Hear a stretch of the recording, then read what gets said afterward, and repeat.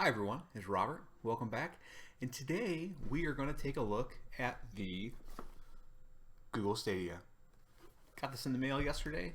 We are going to open it up, take a look at the box, see what's inside, and then we're also going to get a little capture of Cyberpunk 2077, see how that runs on the PC via Stadia, and talk about the controller.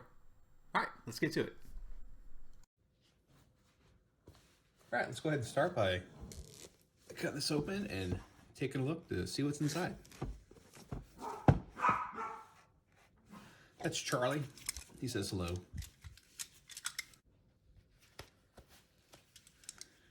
All right, had to go quiet the dog down. He was being a little too much.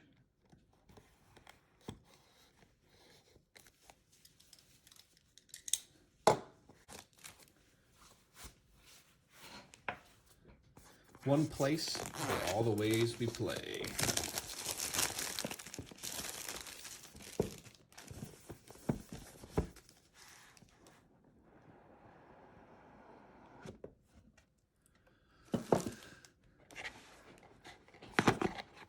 So inside the box, when we first open it up, we have the Stadia controller itself. We have the D-pad. It's got the rounded edges. We have like the Google Assistant button, Stadia button. I believe this is a capture button.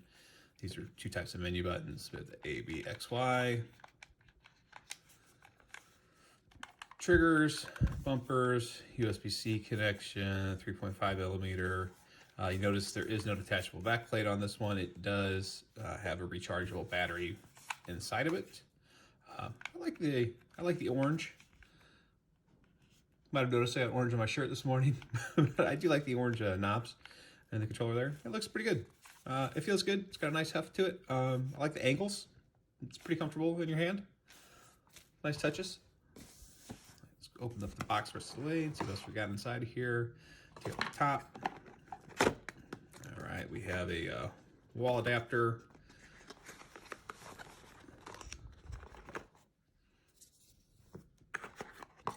And then we have our USB-C cable. Instructions, I would imagine, inside of this box.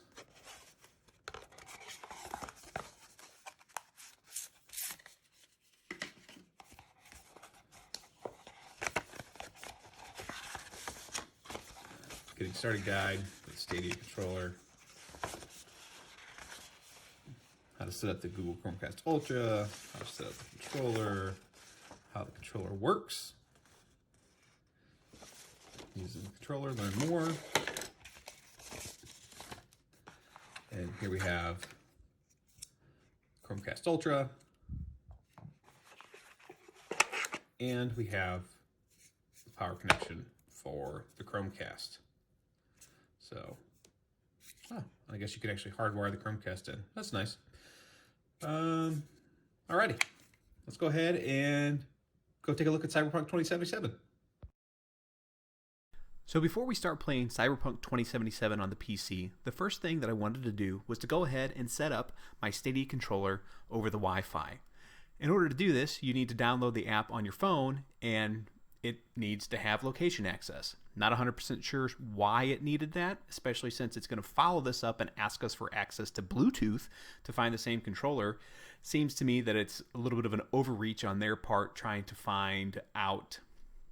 Maybe it's a security thing. They want to make sure that the controller is in the same region that the computer is, but really don't think that that's a necessary question. That said, I went through all the steps to go ahead and bind my controller to my account, only to unfortunately find out at the end that currently Stadia on the PC does not support the controller connected over Wi-Fi. You're going to have to hardwire your controller into the PC. Fortunately, they give you the USB-C cable to do that with, so it's not like you're going to need any additional accessories that are going to have any cost associated with it. However, it does seem a step backwards after we've previously looked at the Luna on this channel, and Amazon is already capable of supporting Wi-Fi with their controller. I don't understand, with Stadia being out as long as it has, why Google can't seem to do the same thing. Now, I don't want to leave you thinking that everything was sour grapes, because after about a minute of loading the game, everything seemed to work pretty smooth. As you can see, I'm not the greatest of drivers, but I'm running around. But something I'd really like to point out to you is that the input lag is almost non-existent. You can't even really tell that you're playing on a server that is, potentially hundreds of miles away from you. One thing you can see here, though, is the draw distance. And there's a lot of pop-ins on ground textures, particularly when it's the plant. It's kind of funny because you'll be out in the desert here, and you'll see these cacti start to pop in this radius around you. Now, the taller ones, you can kind of see them from a further distance, but it's very evident with the ground clutter. As we continue to race up the road, I'm kind of driving my car every which way to feel, the connection to the street, and I'm definitely understanding that I'm oversteering, getting some sways, drifting with the rear end of my vehicle. Decide to get out, hoof it the last few feet.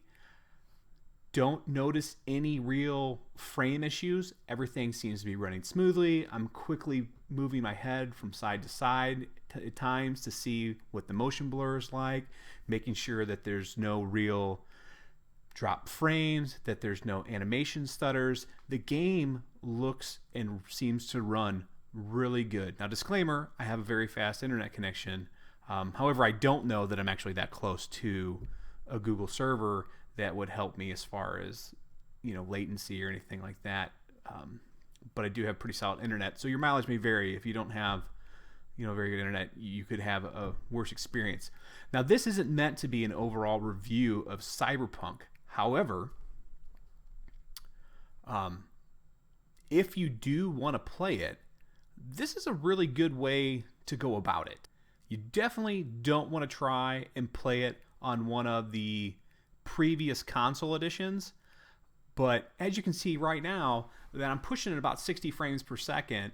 I've got a pretty high bandwidth, but things are running good. So it could be that the sleeper of the year is that the best way to play Cyberpunk 2077 is on Google Stadia. Thanks for watching, and if you've enjoyed this content, don't forget to like and subscribe. Thanks.